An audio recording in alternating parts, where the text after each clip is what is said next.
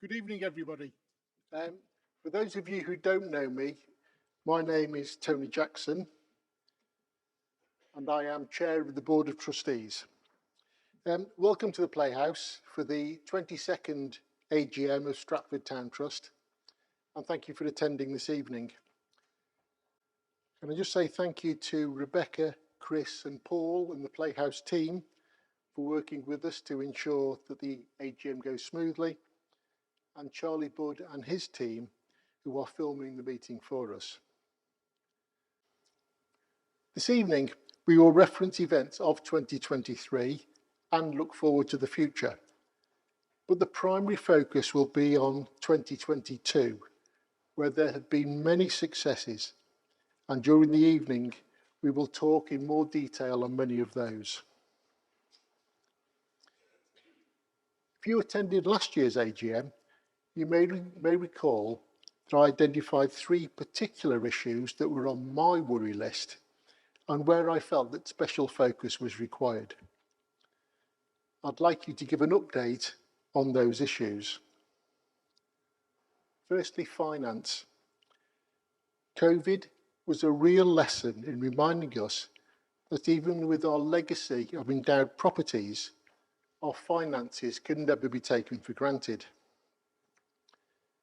Our objective post-COVID was all about a gradual return to normality, which internally we benchmarked as our performance in 2019. I'm pleased to report that 2022 continued the progress that we had seen in 2021, and Rebecca will walk you through the finance details later.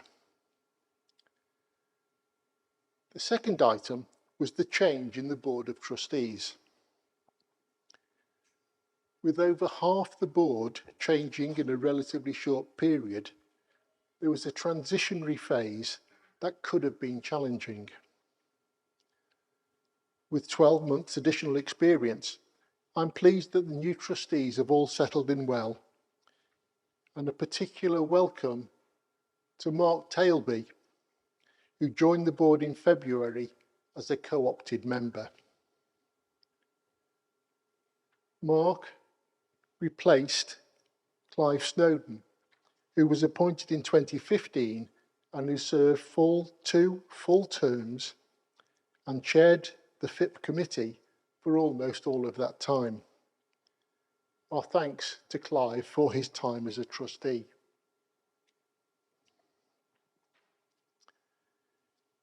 As the chair, I feel that the true value of a board as a whole can only be fully appreciated when they fully contribute to a discussion on any particular subject. During the year, all members of the board made valued contributions, using their varied past experiences to inform and educate all trustees on the merits or otherwise of any particular decision. This greatly reassures me that for any future subject that is brought forward for discussion, they will be able to discuss, inform, educate, and consider prior to any decision being made. I will be stepping down as chair at the November board meeting, and I would like to take this opportunity to say thank you to all of the trustees for your support and engagement, with a special thanks to my deputy, Tim Bailey, who stood in for me during the last quarter of 2022 when I was indisposed. Third item of focus on my list was to ensure the successful delivery of the Riverside project. There is no doubt that the project has created some adverse publicity along the way, but we have gradually addressed all of the issues, and the area is now beginning to show the benefits of the work undertaken, with reed beds, butterfly mounds, and wildflowers all impressing over the past few months. Our objective was always to create a space that would be eligible for local nature reserve status. And as part of that process, it was particularly pleasing to walk around the site and show off the work to representatives from Natural England, who were all very impressed with what we have done and will continue to do. I'm pleased to confirm at tonight's AGM that Natural England have now approved our application for LNR status. Stratford District Council are in the process of completing the necessary administrative formalities which will finalise what is a real landmark event in the history of the Trust. Thanks to everybody who has played their part in delivering this project, and we will now move to a programme of maintaining the site over the coming years. We already have funding for the first year of the maintenance programme, and our next step is to secure biodiversity net gain funding for future years. We have already acquired some knowledge of the process involved, because we are very pleased to have agreed BDNG funding from Warwickshire County Council for the long-term maintenance and ecological enhancement of Rowley Fields.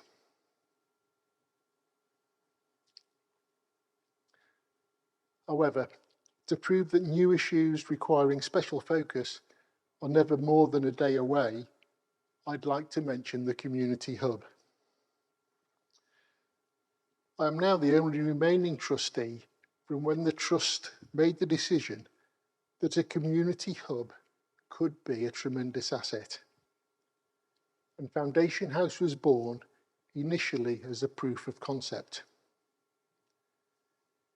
It has proven a huge success, although as a rented property, Foundation House was never expected to be a permanent home, and we always knew that alternative premises would be required.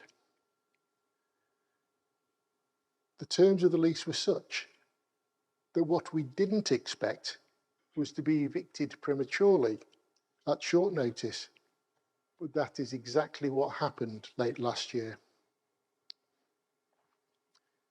I think you will all be aware that we have now found alternative temporary accommodation at Venture House, which safeguards the short-term future while the search for a more permanent home continues. I'm stepping down as chair because my term as a trustee must end next year, and I always hoped that I could leave my roles with the Trust being in a very good place.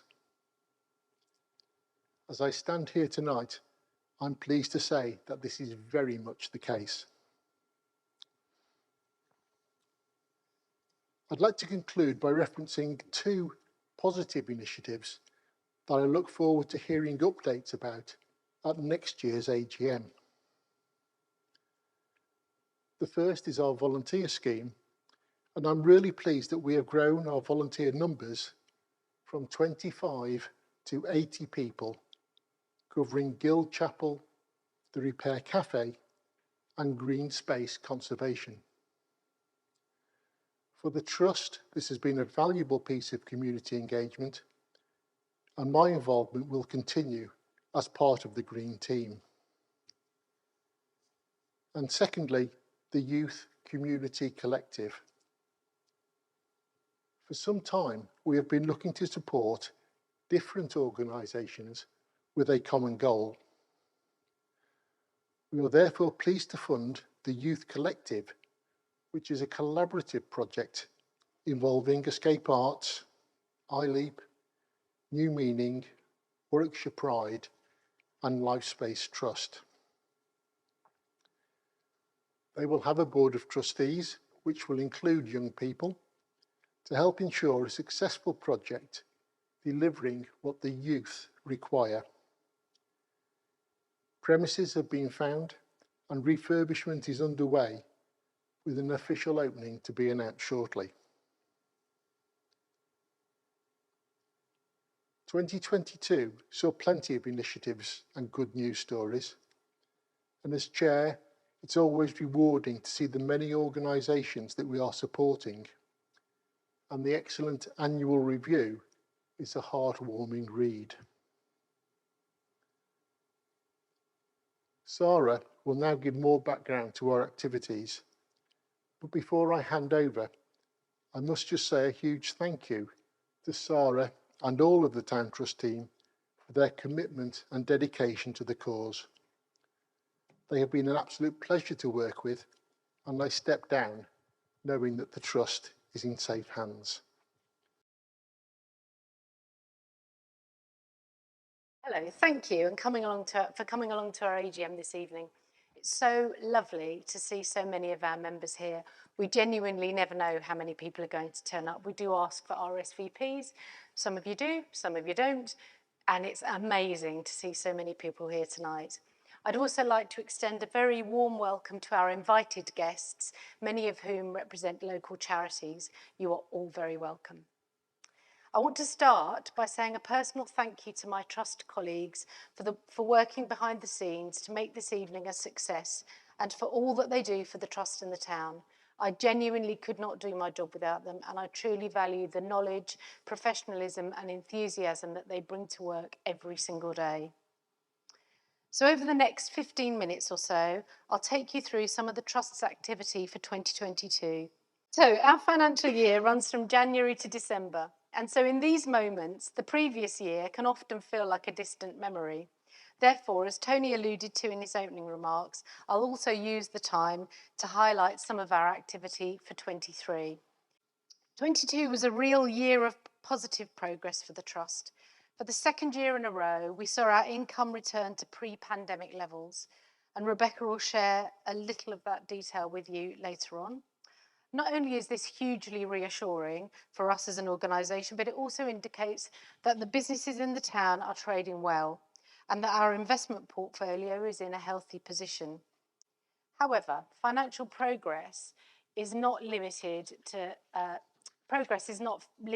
finances alone. And over the year, we worked hard to overcome challenges at the Lynch Meadows.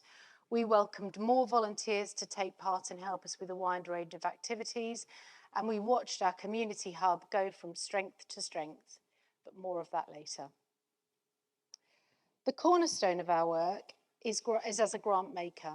And so I am genuinely proud that we were able to support 111 charities and voluntary groups with vital funding to deliver their services.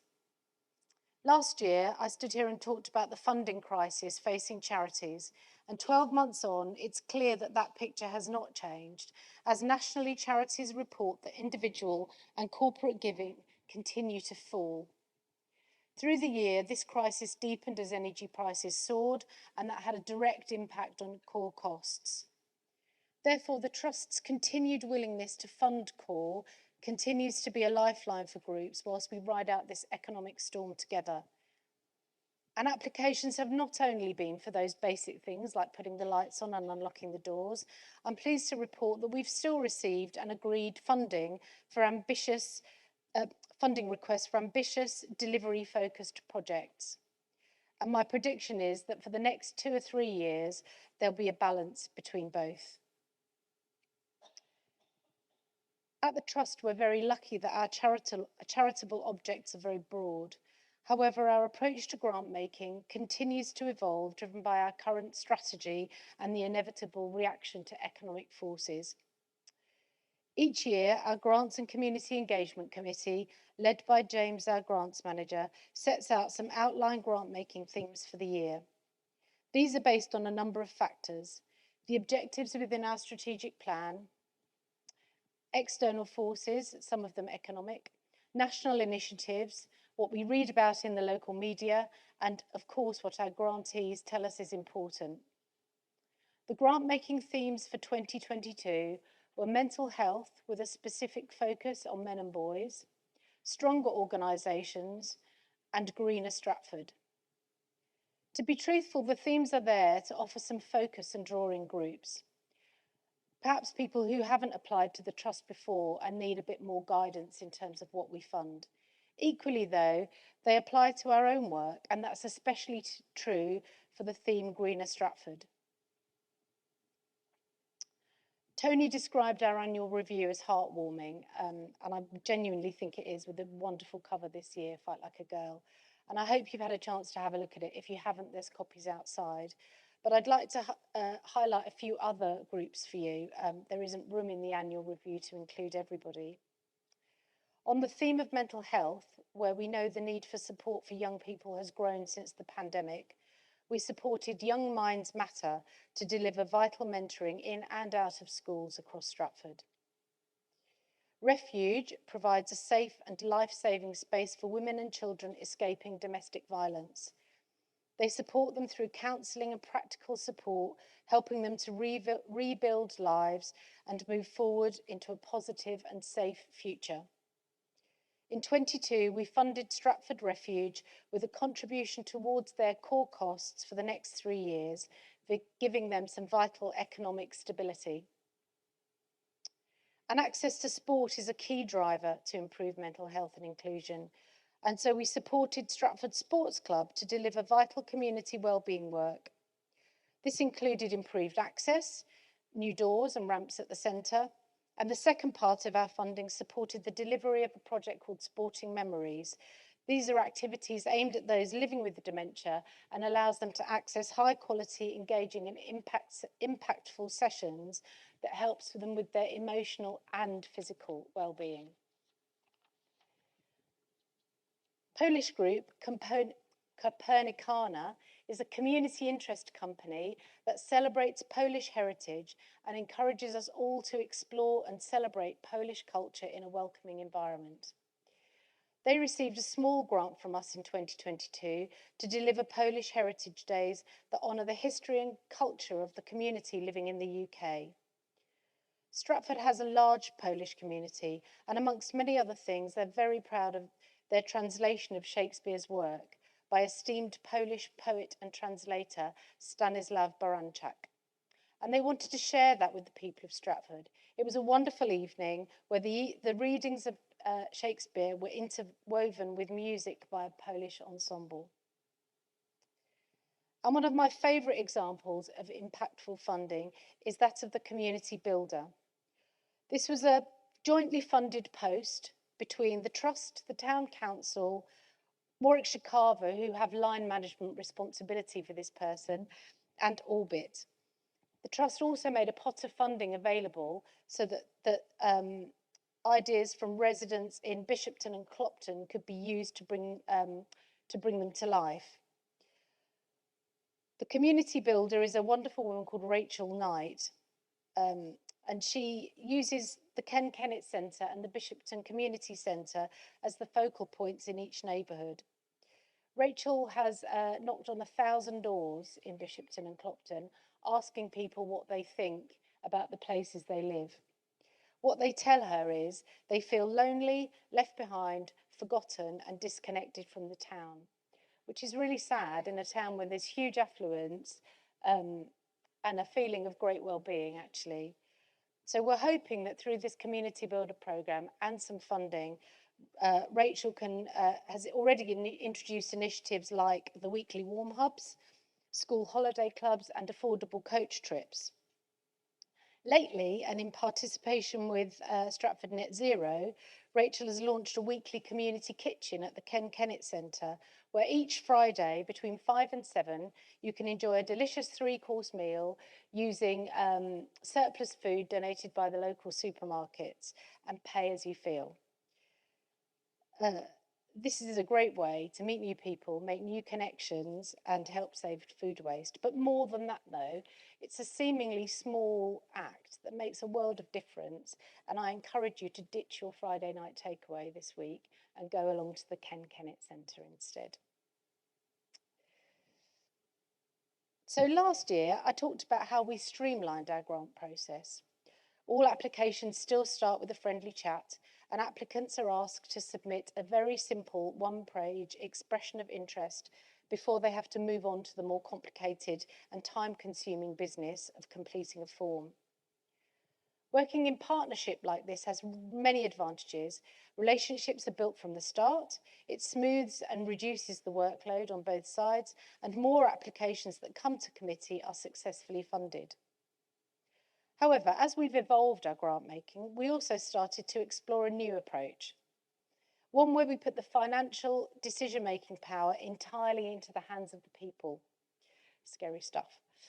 There's growing acknowledgement of the importance of involving communities in decisions made on their behalf, and the co-designing grant funding is becoming more and more common. So it's actually got a term, participatory grant making, or PGM, you might hear it called. And it's the term that's used by funders all over the world to describe this model. And in our pilot, as Tony's always said, we brought together 5 local groups working with young people. And here they are on the screen. We gave them some funding and we invited them to go away and explore the co-creation of a project. Now, bringing groups together in this way naturally comes with its own challenges. There's an understandable tension between individual organisational objectives and that of the collective. And of course, a greater commitment. There's a huge commitment from everyone in terms of time and resource when organisations are already stretched. So it's taken a long time to get to the point where we are now. But I believe all of the hard work will be worth it. And I'm delighted to tell you that after some months of meetings, exploring similarities and differences with young people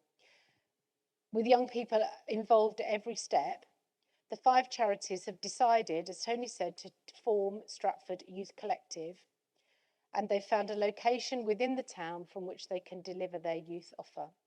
Now, I know this isn't revolutionary. When I was growing up, youth clubs were a really big part of our lives. However, cuts to funding to youth provision over the last few decades means that now only the most critical of youth services are local authority funded. And that's not a criticism of the local authority, it's just a fact. So we're thrilled that the 5 groups have decided to use the trust funding to advance this joint aim, so that all young people have a chance to have a space that's theirs, by them and for them.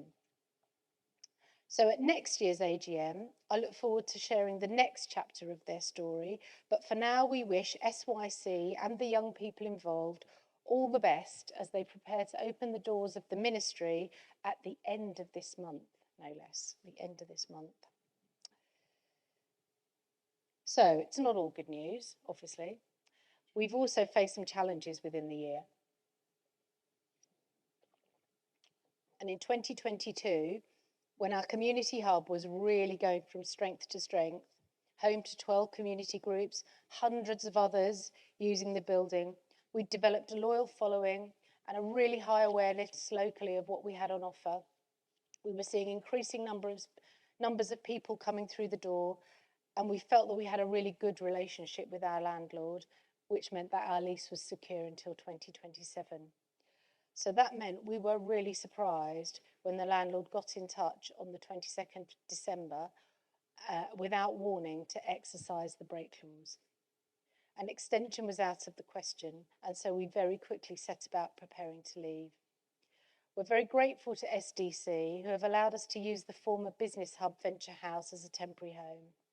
And unfortunately, this building is much smaller than Foundation House, so it meant that we were not able to bring any of our resident licence holders with us.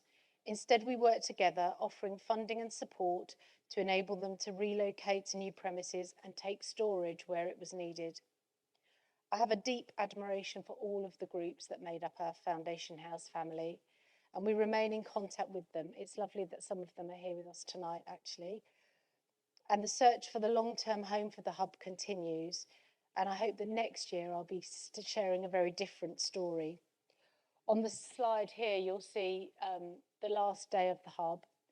We're looking very joyful, it's quite sad, but you know, smiles on our faces. And then Penny's going to kill me for that. There we are, that's Penny at reception in Venture House, our new community hub. So our new community hub has been open for around 10 weeks now, and I'm delighted to say it's going really well.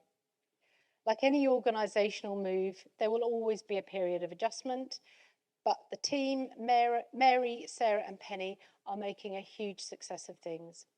16 of our regular Foundation House groups are back with us, including ESOL, that's English Speakers of Other Languages, who hold 2 adult community learning classes there each week.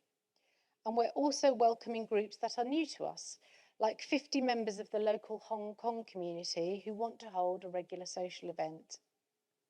And for anyone wishing to brush up on their language skills, Cantonese classes start weekly in October. See Mary if you want to sign up for those. And then, working under the best acronym ever, it's got to be my favourite thing in life.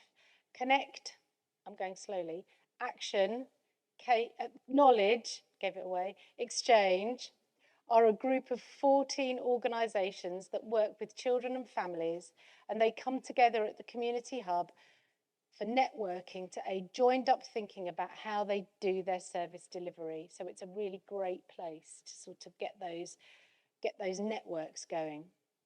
And then finally, every Friday, our community cafe is an informal meetup for all.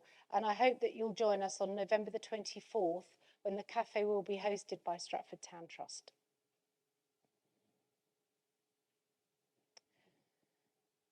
So moving on to volunteering, it absolutely bears repeating that at the Trust, people are at the heart of everything we do. And at last year's AGM, I talked about our commitment to creating opportunities for more people to take part in volunteering. And this year, we've truly seen the difference that volunteers make in bringing the local community together. At the Guild Chapel, our experienced volunteers help everyone really get the best out of their visit. And they've even branched out into organising events of their own, including an utterly joyful Christmas carol concert and a medieval craft day as part of Shakespeare's birthday celebrations, complete with members of Lady Clopton's household. And at Foundation House, our weekly warm hub, which has now moved to Venture House, obviously, is entirely volunteer-led, assisted by some funding from the Warwickshire Rural Community Council. And our repair cafe, run in partnership with local group Net Zero, could not exist without a team of 50 enthusiastic and skilled volunteers who each bring their expertise in mending, repairing and hosting to this amazing monthly meetup. I have to say, the Repair Cafe is a shining example of success in that it is volunteer-led, it brings different sections of the community together, and it contributes to carbon neutral targets. On the slide here, you'll see the individual results of the last 3 cafes, and on the final column, the cumulative result from the first cafe that was ever held in August 2022. It shows an impressive 80% success rate on 580 repairs, meaning that 2.6 tonnes have been saved from going into landfill, with savings of emissions of greenhouse gases equivalent to 16 tonnes of carbon dioxide, which is the same as driving an average family car around 30,000 miles. That's quite an impressive load of statistics. And I have to thank Stephen Norrie at Net Zero Stratford for crunching those numbers and providing them for us tonight. At the end of the meeting, we've got a short film made by the NFU, and I hope you stay in your seats to enjoy it. It's really good. But I digress. So in 22, we were planning conservation volunteering activity for the Lynch Meadows. And at the Orchard, volunteers helped to install a new kissing gate. I'm just going to go back a bit so you can see those lovely pictures. There we go. That's them putting the kissing gate in on the top left-hand side. And at the start of the year, we held some pilot volunteering sessions at the Lynch Meadows to remove plastic tree guards from the 1980s and to hand pull thistles that were dominating certain areas. Moving on, with specialist support from Warwickshire Wildlife Trust, we're planning sessions over the autumn and winter months down at the Lynch Meadows. And if you'd like to get involved, please do visit our website to find out how. Staying on the theme of the environmental issues, echoing Tony's thoughts, I'm thrilled that we secured funding from Warwickshire County Council to help us to improve the biodiversity at Rowley over 30 years. The Trust already pays to care for the fields through an annual hay cut and hedgerow management. And our aim now is to create a wildflower meadow and improve the mix of species within the grassland. However, importantly, this funding will relieve our grant budget, meaning that we can give more money out to local groups and charities. So it's a double win, really, for the Trust and the town. So bringing us back to where we started with a year of positive progress.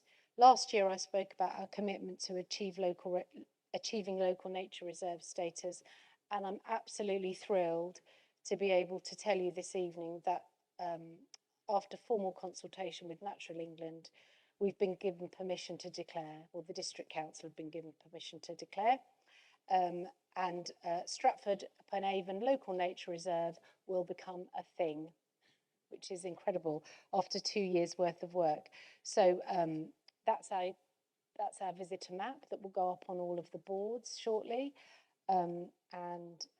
Here's a lovely picture of the butterfly mounds. So over the last year, we've seen the new habitats like this butterfly mound here and the reed beds really start to flourish. The establishment phase was genuinely hampered by the extraordinarily hot summer of 22, but luckily the weather this year has been kind, meaning that the reed beds are thriving and there's been an abundance of wildflowers. If you're not sure about where that was, before the flowers came, it looked like a skate park, actually.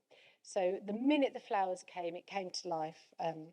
It's unrecognisable. Now, it's true that some of the areas haven't developed according to plan and that some of the newly planted trees have failed. This is not entirely unexpected, and nature can be unpredictable. Of course, we'll address this over the autumn and winter months and as the plan moves forward. The different habitats created as part of the work are encouraging new birds, animals and insects to the area, and the slide here shows just some of the wonderful creatures that have been photographed by visitors to the local nature reserve and sent to us over the last few months. And then one final surprising new guest who arrived last week. There he is. Thank you. Spotted by one of our trustees. So thank you for that. So please do send me your photos when you spot things down there. So finally, in closing, I must offer my sincere thanks to our trustees who give their time and expertise so generously to me and all of the team. And I'd like to give a special mention to Tony, who steps down as chair in November and will leave us in May next year after 8 years as a trustee. Tony, thank you for your wise counsel and considered views. I will miss making tea for you. And I would now like to hand over to Rebecca Hampson, our Head of Finance.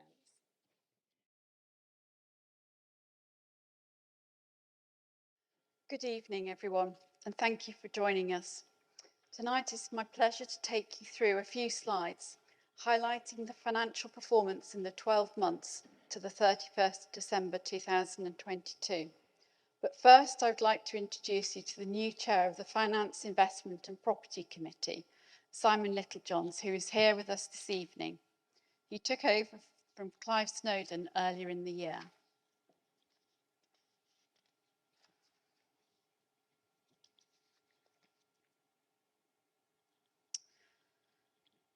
2022 was less impacted by COVID than the previous couple of years, but it had its own challenges with the start of the Ukraine war, high inflation, high energy costs, and the beginning of the interest rate rises. However, the Trust broke even, i.e. our income equalled our costs in 2022, with income of 3.6 million. This was a good result, as income remained constant with that of 2021, despite a reduction in grant income of 0.2 million. If you remember, in 2021, we had some furlough income and some COVID recovery grants. This grant shortfall was replaced with additional investment income, mostly from physical properties and in the main from improved car park use. In our strategic plan for 2021 to 25, one of our objectives is that our income will return to the levels of 2019 pre-COVID. And the fact that we have achieved that this year and in 2021 is really positive. Costs in 2022 were 3.6 million as well. And this was slightly higher than in 2021. This increase was due to additional property costs, partly due to our contribution towards the Riverside project, and partly due to additional grant spending. In 2022, the Trust had net assets of 57.6 million. This was slightly lower than the previous year, and the main driver of this reduction was a reduction in the value of our equity investments, which was due to the impact of the economy on the equity markets. 56.9 million of these assets are investments, of which 53 million are endowed investments. For charities, the rules around endowed investments are such that you use the income for charitable purposes, but the capital value cannot be used and has to remain invested. Even when an asset is sold, its proceeds have to be reinvested. Moving on to investments. People who've been previously to the AGM will recognise this graph format from previous years. The Trust has an investment strategy in which it aims for property, both physical and property funds, to represent between 50 and 70% of total investment value. At the end of 2022, the combined property percentage was 69.4%. During the early 2000s, in the early days of the Trust, we had 100% physical property, all in Stratford and a high proportion in the town centre. But now the Trust has a more mixed and balanced investment portfolio. The property funds are managed by Charities Property Fund and the Schroeder Capital UK Real Estate Fund.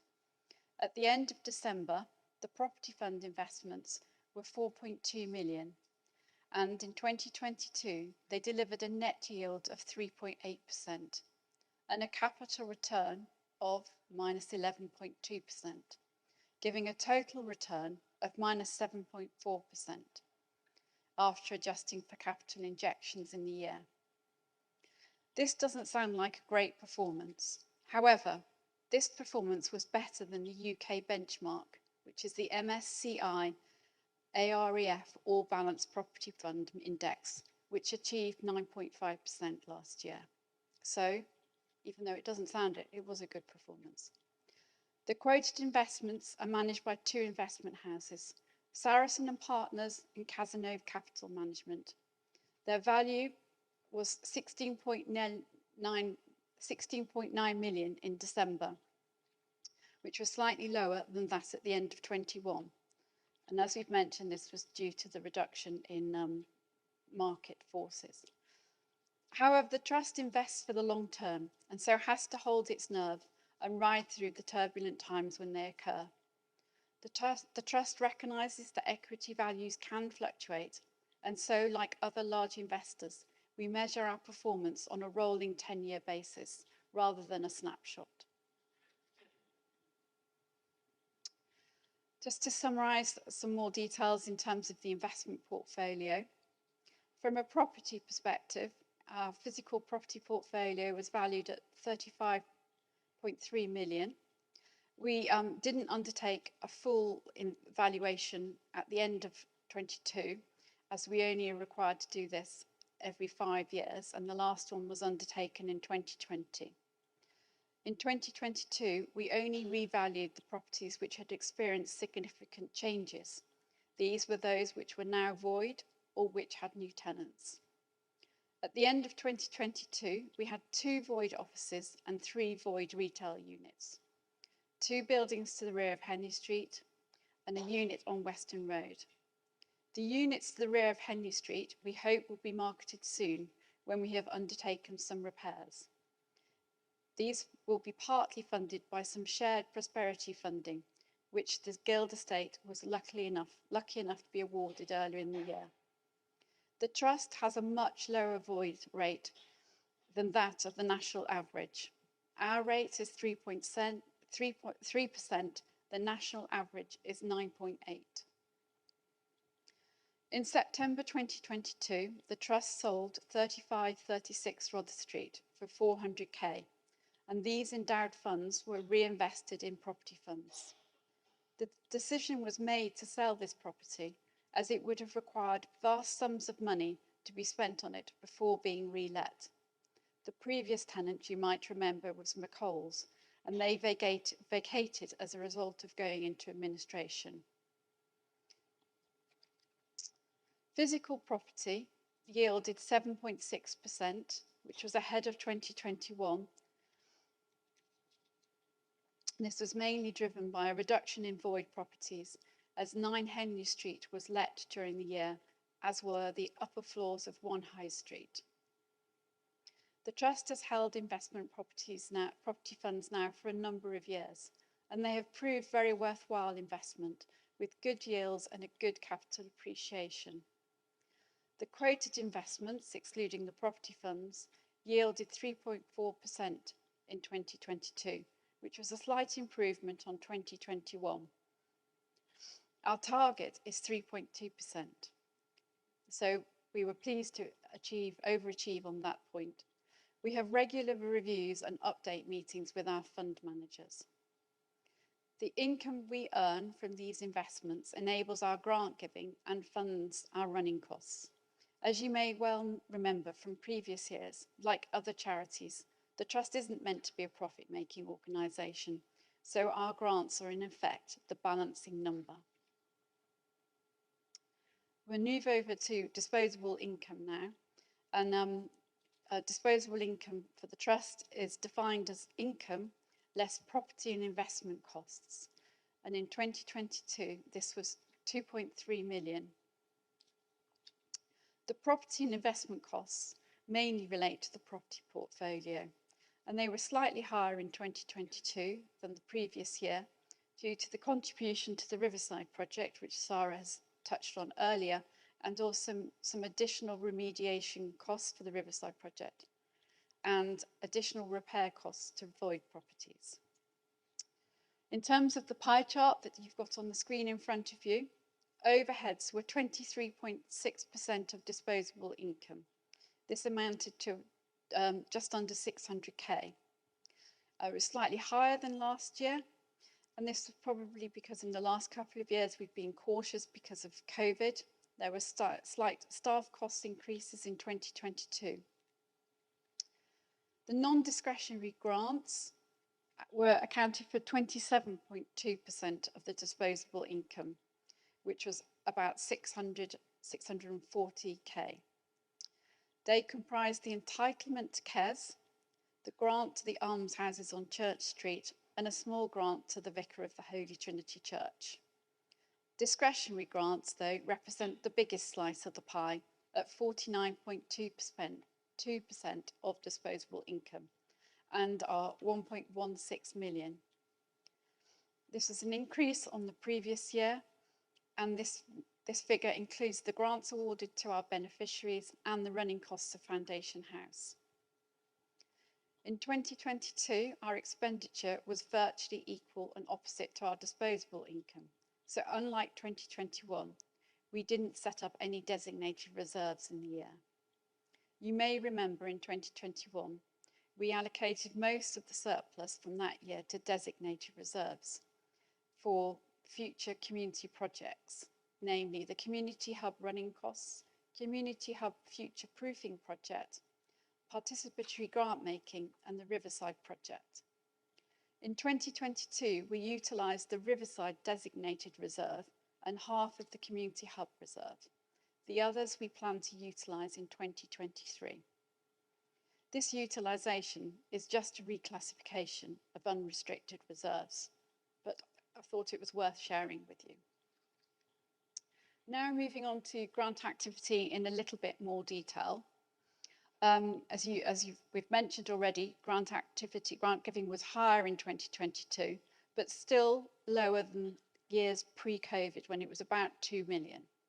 We hope to get back to that level very soon.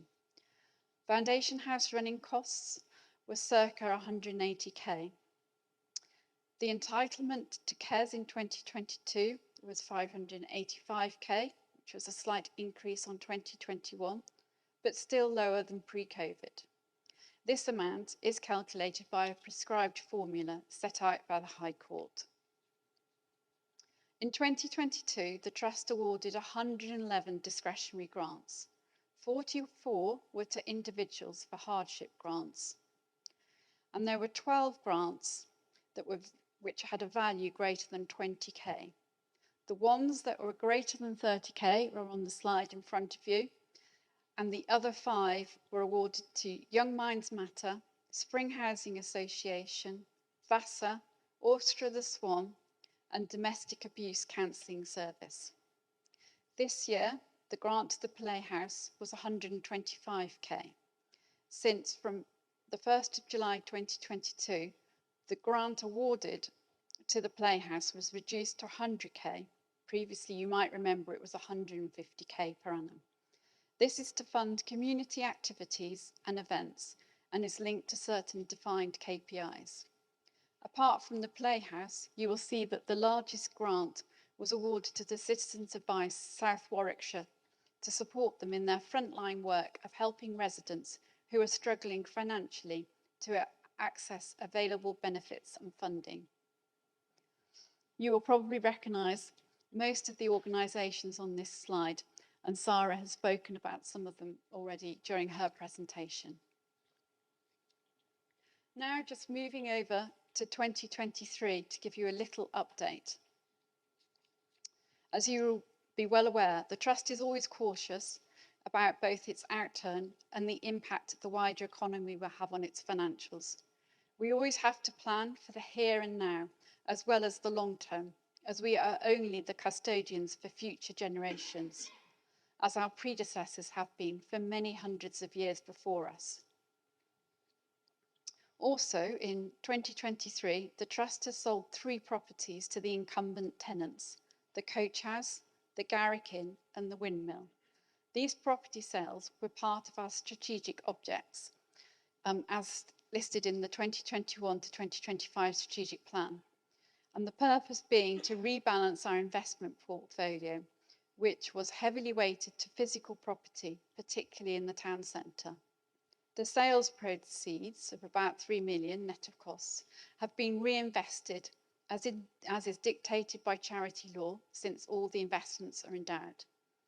So this will now mean that the portfolio mix has a slightly lower weighting in physical property. We continue to reforecast quarterly and expect our 2023 income to be at least equal to 2022's. Earlier in the year, we were lucky enough to be awarded 90k of shared prosperity funding, which will part fund some of the repairs on the buildings to the rear of Henley Street. The Shared Prosperity Fund is a national funding scheme devolved to local councils for funding various projects to improve the local economy, green spaces, etc. It's part of the Levelling Up initiative, and the scheme will last for 3 years. 2023 has a discretionary grants budget of 1 million, which we will commit by the end of the year. To date, we've committed 0.7 million. I'd like to thank you for listening to my presentation, and I will now hand back to Tony.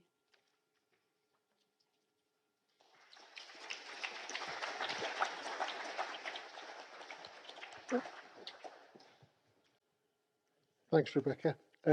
We now move on to the ordinary business of the meeting.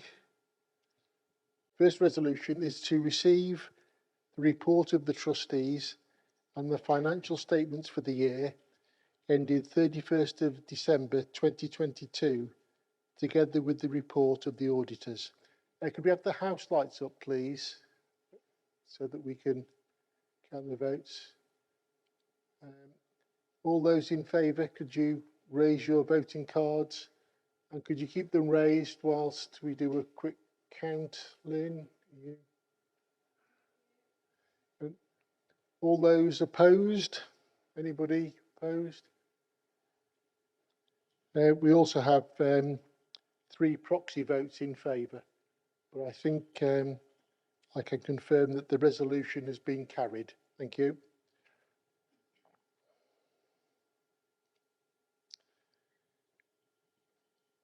The second resolution is to reappoint Safri Champness as auditors and to authorise the trustees to fix their remuneration. Again, all those in favour, please raise your voting cards. Thank you. And all those against? Thank you. And again, we have 3 proxy votes in favour, and I declare this resolution carried.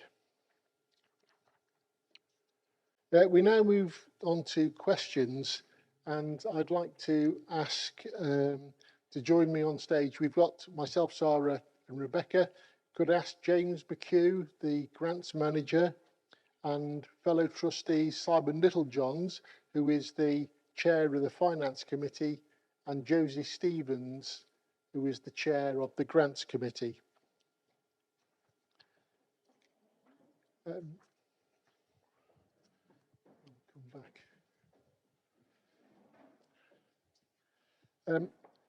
Unusually, we've not received any written questions in advance, so I will just open up the floor to anybody who has a question. If you could raise your hand and wait, and Sarah will reach you with the microphone so that we can hear your question. Has anybody got any questions? Question, Charles? Yeah, it's just. Thank you. Firstly, can I comment on the report that Rebecca gave? It would have been good to see the split between what used to be the 46% that the school, the KS had, which is now 36% of the Guild Estate's income, to see how much, you showed how much KES was getting, but it would be nice to see how much all the other schools together were put in, because I think that would show quite a marked difference between the two. And while I'm on this subject, I would like to, firstly, perhaps, I would like to thank the trustees for the grant that they gave to the Stratford in Bloom. I hope you think we did a reasonable job with that money that you gave us. Now, I would like to talk about the 46% that is now 32%, sorry, which is now 36%, sorry. It was reduced, it must be 25 years ago, probably a bit more, by the town council. And I have to say that I had an interest there because it was my proposal to the town council that we should try and get a difference between nothing that the schools get and the 46%. I put forward a notice of motion, which was seconded by Fred Earnshaw. I don't know if any of you remember Fred Earnshaw. Yeah, thank you, Charles. Could we let Rebecca answer your question? So this is the reduction in the funding of the KES and how that compares to the funding provided to the other schools. Yeah. So obviously, originally, but in the previous years prior to the reduction, 46% of Guild's net free income would have gone to KES. Yeah. That now is 36%, which I alluded to up on the screen. And what the other schools within Stratford received in 2022 amounted to about 150, 160. Yeah, thank you. I mean, I would like to put a resolution. I don't know whether I'm allowed to do that at this meeting. But I would like us to have another go at that amount, frankly. I think it's disgrace that KES get that much money and all the other schools get so little. But I could ask Sarah to comment on that. I think which is, yeah. So Charles, you'll be aware that the scheme is handed down by the Charity Commission and that the Town Trust administers the scheme.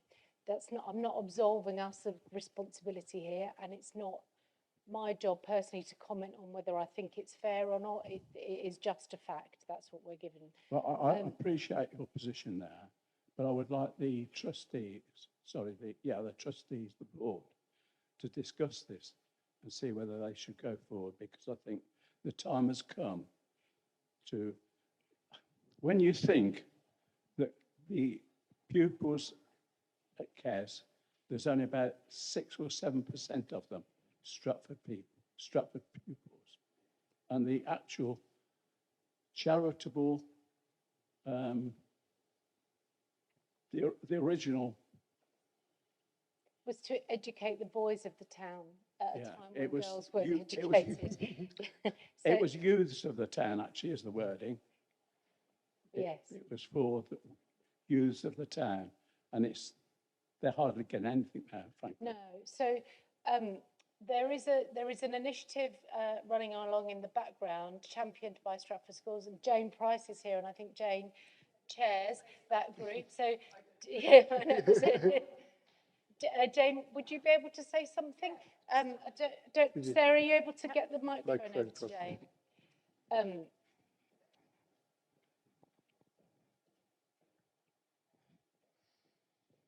So I am chair of Stratford School, but it's not as chair that I'm doing this work. It's as a member of Stratford Town Trust. You may remember, those of you that come here every year like me, but I think maybe 4 years ago it came up, and we created a small working group of people. I don't know if either of the Davids are here. There are 2 Davids and 1 Terry and me and an Emma, who together have been working on this for 4 years. And it has not been simple. We've been down many, many rabbit holes. But to cut a long story short, those steps were, first of all, we had a letter signed by all of the schools. Hello. Because you'll see, actually, it is in the annual report. I think it names that KES got this year 560-something thousand, and 12 schools who educate children from Stratford Town got 156 or something between them. So those 12 schools, we put a letter together, and all of the head teachers and all of the chairs of governors of all of those schools signed it. First of all, it came to the trustees here. At the time, it was Quentin Wilson, who was chair, and Sarah explained, and he explained that as trustees, you couldn't do anything. So then we wrote to the Charity Commission on behalf of all the schools, and that went round and round and sat in somebody's in tray for a very long time. Finally, they said they couldn't do anything. Then we ended up finding a pro bono solicitor who worked on it for 2 years. A lot of emails chasing, saying what's happening. They then put together a case that went to the Charity Commission, but from a solicitor and in legal language. And again, the Charity Commission came back and said, no, this can only be resolved back at the High Court. We have a pro bono barrister who blinked and had used up all of his pro bono time with us. And so now we are actively looking for other pro bono barristers, and we're pursuing 2 lines of inquiry on that. If anybody would like to fund a barrister or knows somebody who would work for us on a pro bono basis, we'd be very, very happy to hear from them or you. So that's where we are. And it's been a 4-year journey. And seriously, it has been deeply frustrating. But it seems that this is the only way we can do it.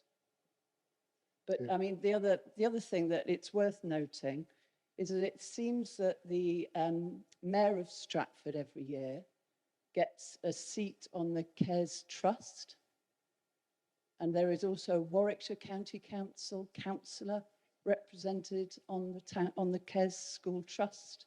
So there may be people that all of us could write to and say, if you're representing the people of the town and the people of your constituency, if you're the county councillor, maybe you should think about how the trust allocates, because the money goes to the trust, and the KES Trust themselves could make a decision about what they do with that funding. So that might be another line of inquiry. I spend a lot of time thinking about what's a different angle we could take on this. But I think that's another one that came to light to me, really, just a question as a result of looking at your annual report and then doing a little bit more research. But yeah, we're working on it. So I think I appreciate your comments, but I don't think another resolution is going to do anything. We're kind of down that, we're quite far down that road. It's taken us a very long time to get to where we are. That's great. Thank you, Jane. That's been really helpful. That's a really good update for everybody. So I thought I'd speak up this year and just kind of put the record straight. Yeah. Thank you. Right. Any other questions? No. There's Maureen at the back. There's. Sorry. Andy.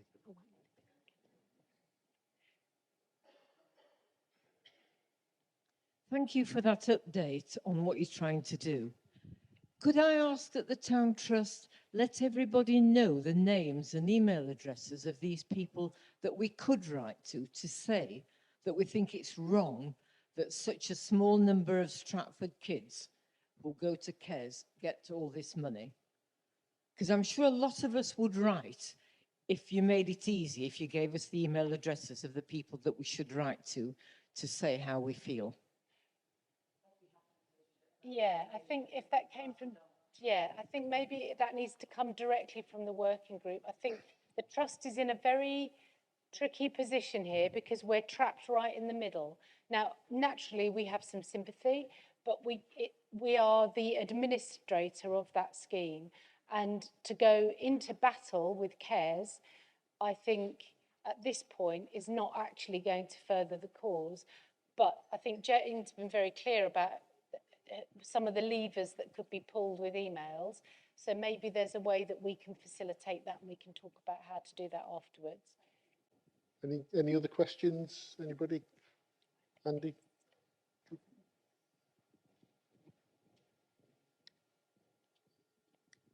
Thank you. It's a simple one. About the big property portfolio, there's a question, something came up last year, and I think you've got EPC's energy performance certificates for all the property. My question is there a plan in place to improve the performance of all the properties, both for commercial reasons, so they're attractive to tenants, and for just because it's a good thing and something we should be doing for heading towards net zero? Yes, so just sort of picking up on that point, obviously a high proportion of our properties within the town centre are listed. So that does make it slightly more complicated in terms of having double glazing and things like that, because quite often we're not allowed that sort of thing. But we are looking, and we do work with our tenants to try and improve the properties as much as possible, and so do the tenants. Quite a lot of our portfolio is on Avenue Farm and Western Road, which is long leases. So we sort of really have more the ground rent as opposed to those warehouses. So the tenants are working on those sort of things. But it's very hard to say we will do X or we'll do Y, because it's not just up to the trust; it's up to the tenants as well. And obviously we have a responsibility within our charity objects of what to do with our funding and how to make our assets work. But we are looking at it and seeing what we can do. With respect to what I'm hearing is no. Well, I think to be fair, I have previously raised the issue of whether we could put solar panels on roofs. So it's something that we have looked at, and it's a question of how practical it is to do it. Of course, we want to improve our environmental credentials. It is very complicated with a portfolio of 112 properties, the vast majority of which are listed and in the hands of tenants. We are in the process of refining and writing an environmental action plan, and I'm hoping that we can get some targets in that. But at the moment, I think the best thing I can say is we deal with it on a case-by-case basis. So if a property comes up and it's possible for us to go in and get some adjustments made, then we'll do that. We can't force tenants to make those changes. What you'd hope is that as humanity, we're all striving towards that goal, and that they would want to do that anyway, not least of all, but it's probably going to be cheaper for them to operate out of those buildings. So it isn't something we can fix quickly, but I get your point. We need to have something to work towards. Yeah. Okay. Any other questions? Question, David? Yeah, David Taylor speaking. It's a question about whether the town trust intends to sell more of the properties within the town, and whether you think that you've got the balance correct between the investments and property investments. I can pick that one up briefly. We're very cognizant, as I've mentioned, that we have if we were starting from scratch, no charity or no trust would have the mix of investments that we have, in the sense that we are so weighted to physical property. But we recognise why we have that mix, and we also recognise that we are incredibly lucky that we have very low void rates. Pre-COVID and during COVID, there was some real concerns about the high street and its performance, but we are lucky that in Stratford, those high streets, our high streets, are performing much better than lots of towns. So we can't say there won't be any more sales, because sometimes opportunities arise, tenants vacate, and actually when they do vacate, if they vacate like McColl's did when they're in administration, and so they haven't maintained the property or done the necessary repairs before the leases ended, is actually not viable for the trust to do those repairs. And in those instances, sometimes it is makes most economical sense for the property to be sold. So it is a case-by-case scenario. But at the moment, I think there won't be a lot of properties that will be sold because interest rates are so high that actually the property market is no longer as robust as it was. And it's best that the trust will just sit tight for a while. Good. Right, thank you. Thank you. Anybody else? Yes, Senator. Hello. I'd just like to ask, the grant to the Playhouse for 125,000, could you detail the expenditure on that for me, please? The expenditure? Yeah, in terms of what they're giving for that amount. It seems an awful lot of money. I'm not sure what the town trust is getting for that money, really. So it comes with a set of KPIs that they have to meet every year. And they are, should be able to remember them off the top of my head, shouldn't I? They are, they've got to deliver 40 single productions of beneficiary events as defined in the agreement with them each year. We have they have to share their quarterly management accounts. So we have an open book, there's an open book policy in terms of being able to see their finances. Naturally, there's a relationship in terms of their requirement to credit the town trust on everything that they do. And we invite the management team to come to the FIP committee at least annually, but mostly twice a year. But principally, it's around the delivery of those 40 single community events. So are those community events, are they repeated? So, no. for example, if I can take Kettle On as an example, which is the first Wednesday of every month, which is for the elderly community, Wednesday afternoon, very nice activity, that's one. So if it's a repeated activity, it's one. So it's, it requires quite a lot of input and programming to get to 40 when you're looking at those sort of regular events throughout the year. And do you have a list of engagement at all, like a list of people that are engaged, or a list of figures? Yeah, so they have to report on the postcode data, and they have to report on the number of attendees. Okay. Yeah, I think that's it. Thank you. Okay, thank you. Thank you. Anybody else? Oh, back. Catherine. Thank you. Kevin Russell. The community hub, I think, is a proven concept now. So looking for some permanence, would the trust be trying to purchase a property to put that on, or continue on a rented basis? Well, the quick answer is that we had to find a temporary home because we were evicted at short notice, and we always had a plan and a team in place to look at finding a permanent home. Obviously, that's now cranked up and is sort of probably one of our top priorities at the moment. We're fortunate that we've got Bencher House for 12 months. We are hopeful that we will find somewhere in the next 12 months, but it's very much a question of finding the right property.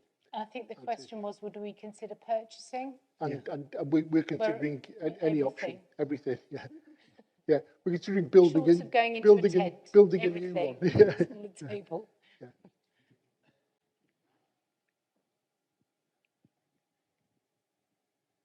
Anybody else?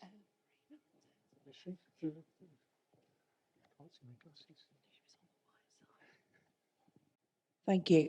This is not so much a question, but just a quiet and thankful acknowledgement to the Town Trust for its giving of small grants to enable community celebrations during the time of the coronation and previously for the Queen's Jubilee. And just from a very personal experience of this, organising this within our small community just off the Clopton Road, where we engaged with nearly almost 80% of our residents, which are both diverse in the fact that there are privately rented houses, there is owned homes, and also orbit homes. There was very much across the board, also engaging with people that recently moved into the community that had come from the Ukraine.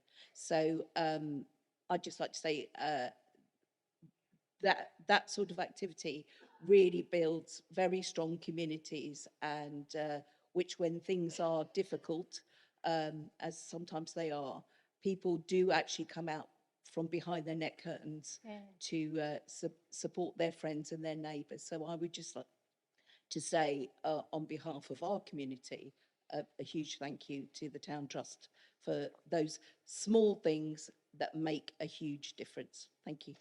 Thank you.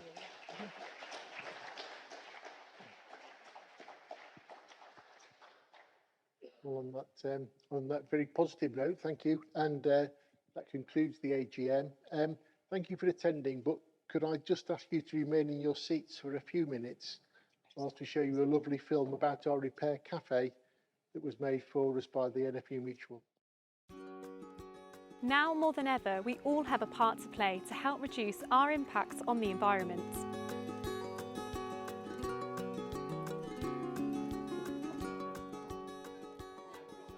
One of the ways NFU Mutual is helping to make a positive difference is by a recent donation made to a local scheme that encourages members of the community to repair their belongings instead of sending them to landfill. So the Repair Cafe is a joint initiative between Stratford Town Trust and Net Zero Stratford. Overall, we've repaired 262 items since we started, so we repair 80% of the items that come in. NFU Mutual gave us funding so that we could buy vital equipment for our volunteers and to start the Repair Cafe. We've saved 7.8 tonnes of carbon dioxide emissions, because if you repair an item, that means in theory that you don't have to build a new item, and there's a lot of emissions go into the production of any one item. The volunteers are crucial. We wouldn't have a Repair Cafe without them. We have over 50 registered, and they have a huge range of experience and skills that enable us to attempt to repair people's items. Today I bought a bicycle, so it's like an old Dutch city bike, and just to get the gears repaired. So I was here last month actually, so I've just gone and got the parts off eBay for them to repair. I think it's a really nice idea. People can get a bit more use out of things that they probably got sentimental value. The fact that they've got treasured things that they don't want to throw away but don't know how to repair themselves. It's really nice to be able to say, well, here you are, you can have another year's wear out of this. When I was a child, men used to come round on a little sort of tricycle with a sharpening stone on the front of the tricycle, and everybody used to take their knives and scissors and lawnmower blades out, and they were sharpened. But it's a thing that you don't see happen anymore, and there's people who've got loads of blunt knives, secateurs, and there's a constant stream of them coming here, and I can turn blunt things back into useful things. The Repair Cafe's been a great success. Not only are people saving money by getting their items repaired, they're also making friends in the community and saving the planet at the same time. But I actually believe in, if you like, the values of maintaining and repairing things and keeping things going wherever it makes sense, rather than just throwing things away. It's not only the financial benefits for families to potentially save money, but also the environmental benefits of saving items from going into landfill. You're sharing skills, you're helping people, it's a nice social event, and it's something to look forward to every month. So the item I brought in today is an electrical shaver. So I'd like to get it repaired because I just can't bring myself to throw it away. So it's just great we can get it repaired locally by all these skilled volunteers. Climate change is a global issue, but together we can help create change. To find out more how we at NFU Mutual are reducing our environmental impact and supporting communities across the UK, please visit our website.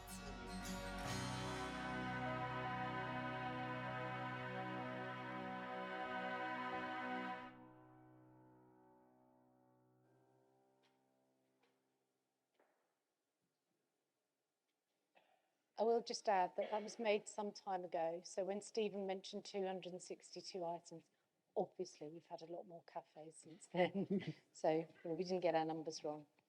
So thank you. Free to leave, but please.